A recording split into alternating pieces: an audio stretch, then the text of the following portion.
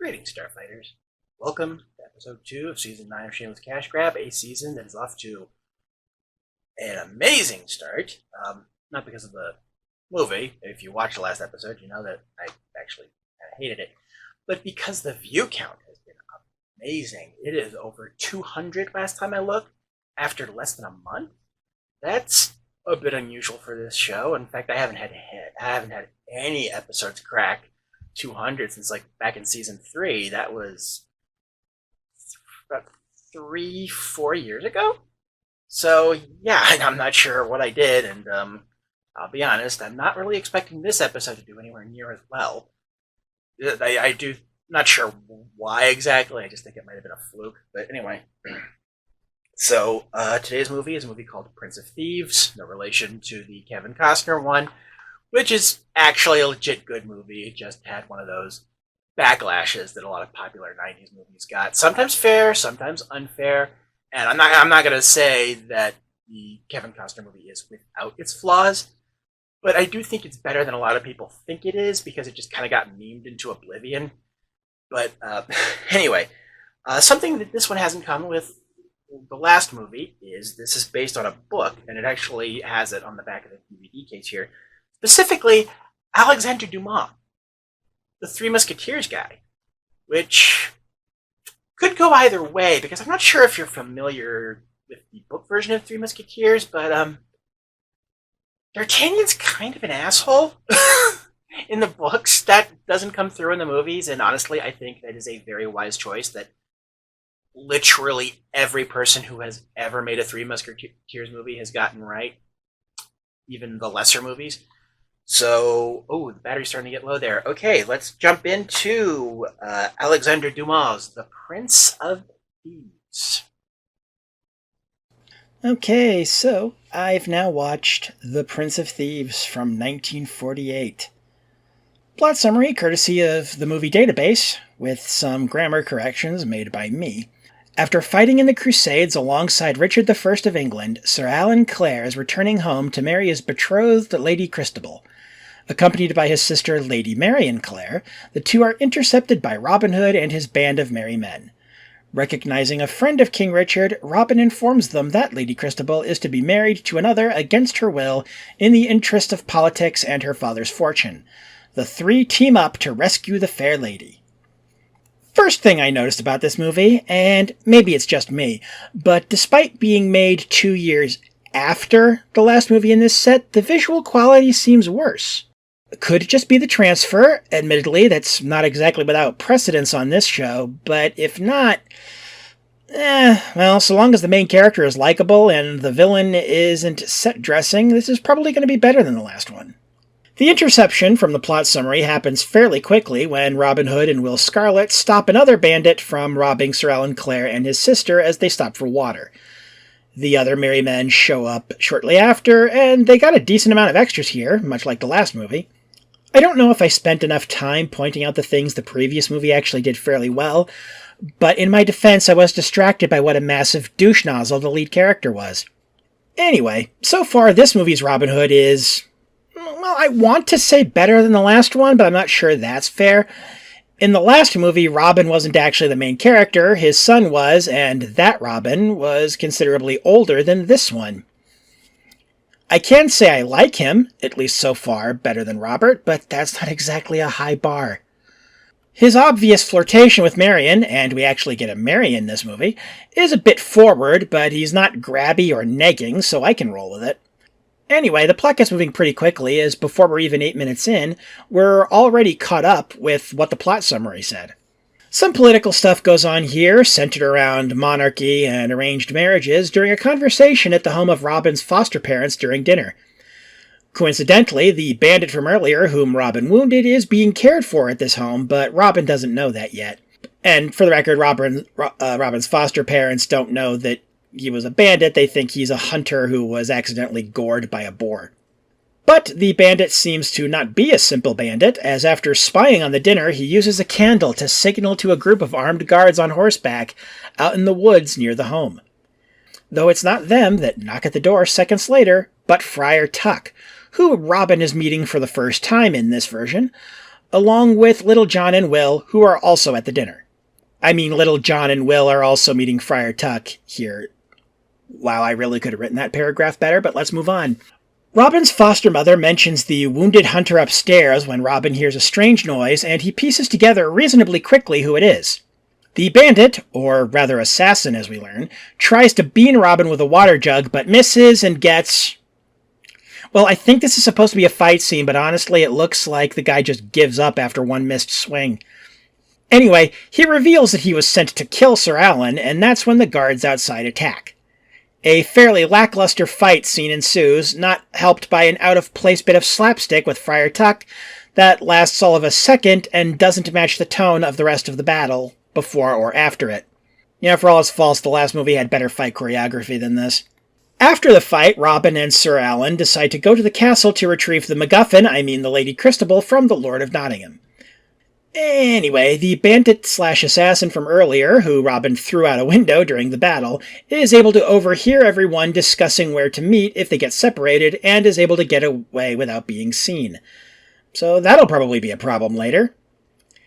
We finally meet Christabel, 16 minutes into a 72-minute movie, playing harp and, shortly after that, haranguing her father about the impending marriage to the nephew of Prince John, which she is clearly not thrilled about. This scene does clear up a little concern I had earlier, where it felt like Sir Alan was just taking it for granted that he'd be marrying her because of a promise made 5 years ago.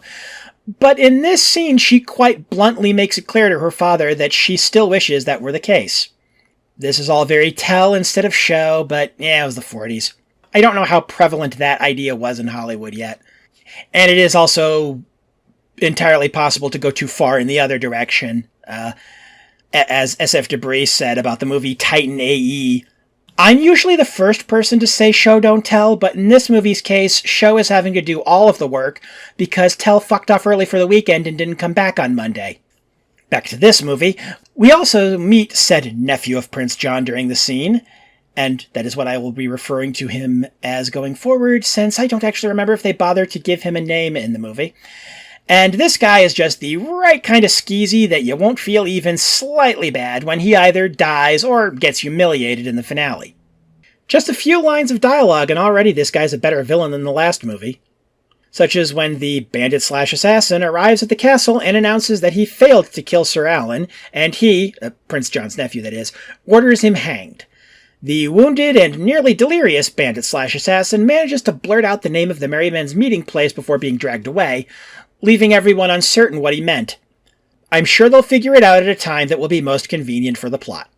We come back to Robin, along with Sir Alan, Tuck, John, and Will, as they approach the castle under cover of day for night, and we are not even halfway through yet, so either they're going to fail to rescue Christabel, or the story is going to go in a direction I did not expect.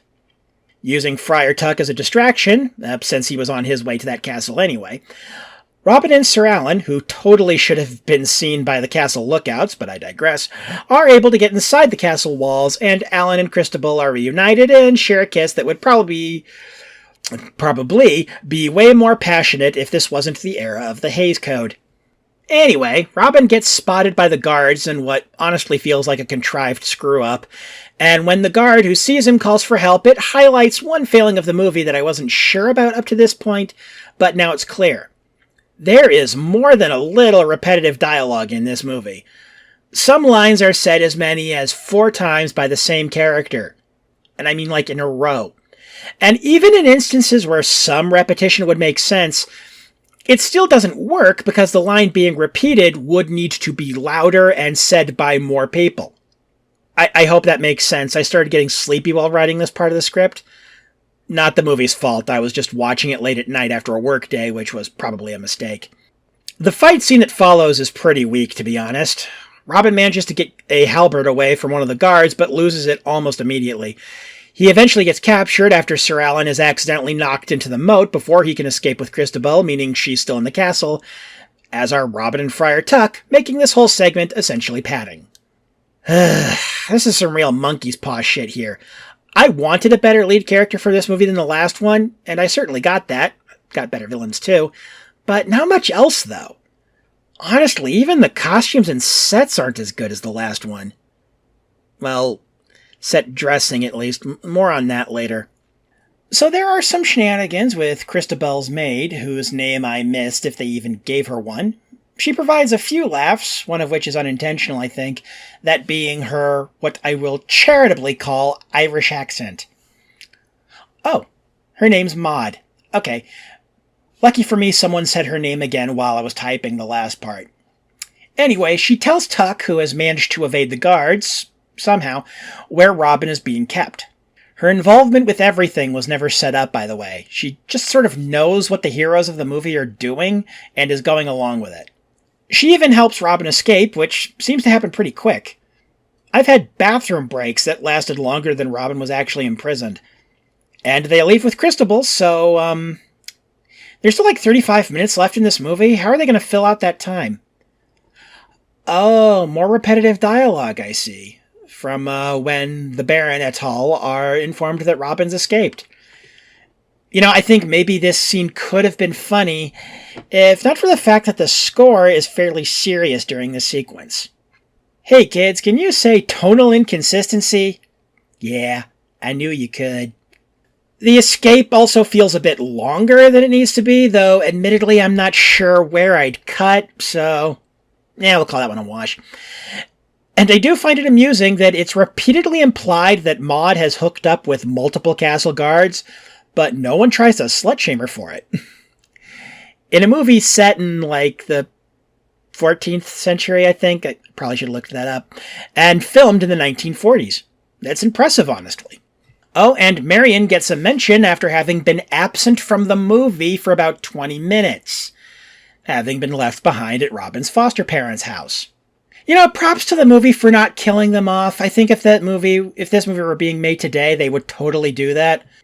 The bad guys figure out where the meeting place is, finally, and a combination of that and Friar Tuck getting lost on his way there, because comedy, I don't know.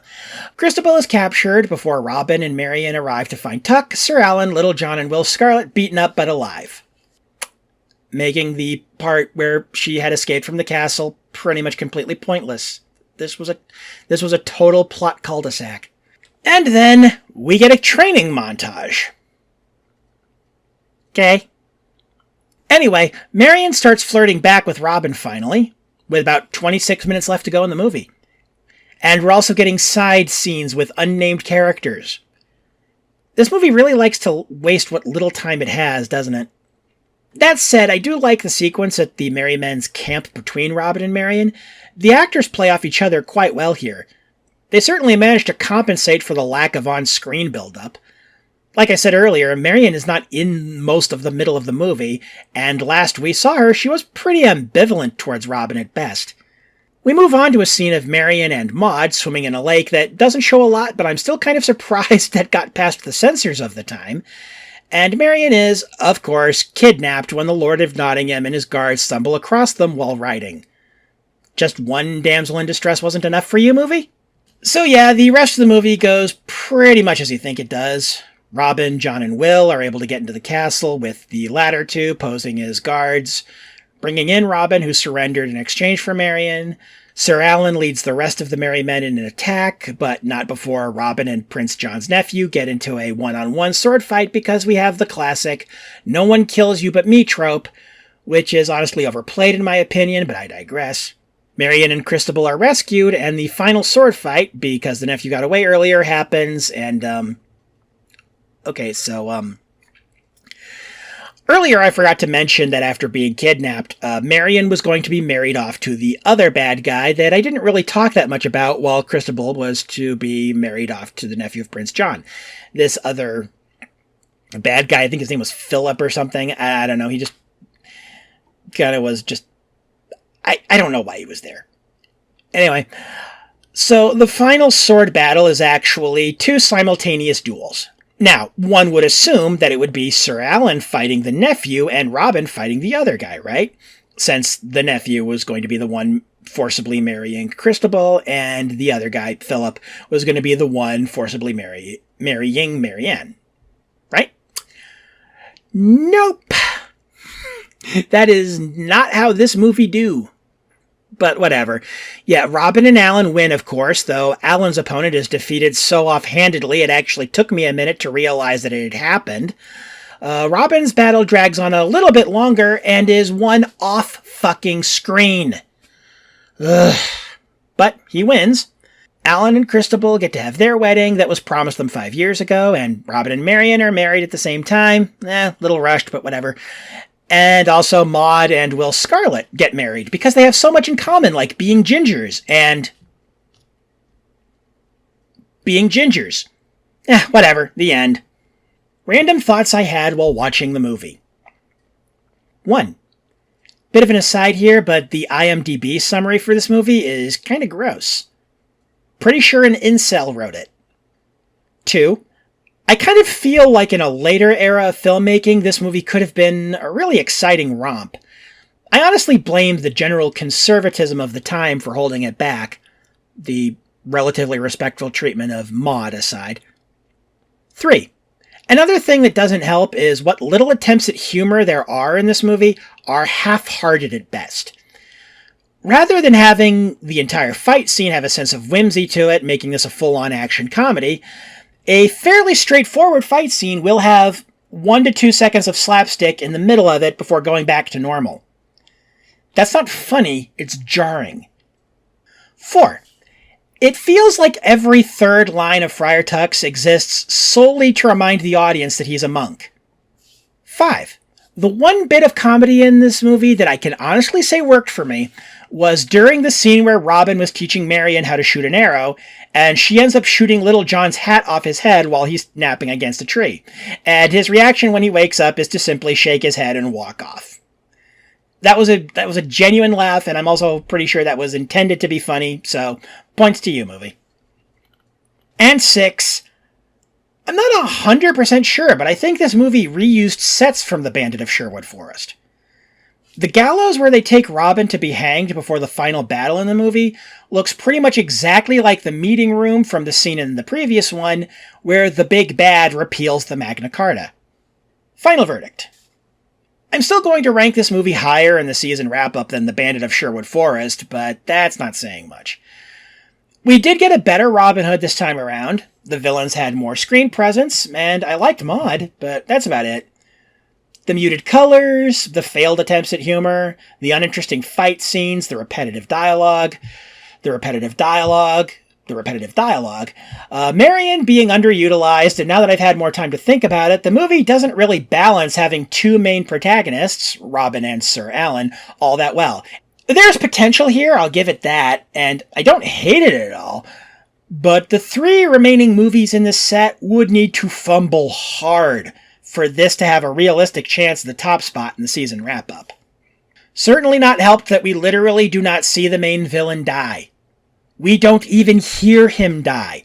The sword clanging noises just stop, and Robin walks into frame without his sword. That's it. What the fuck, movie? Anyway, tune in next time when we have our third and final 1940s Robin Hood movie, The Black Arrow.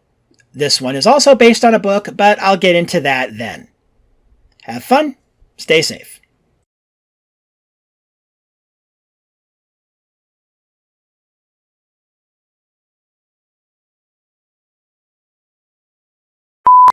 And that is what I will be referring to him as going forward, because I don't know if they ever actually say his name at any point.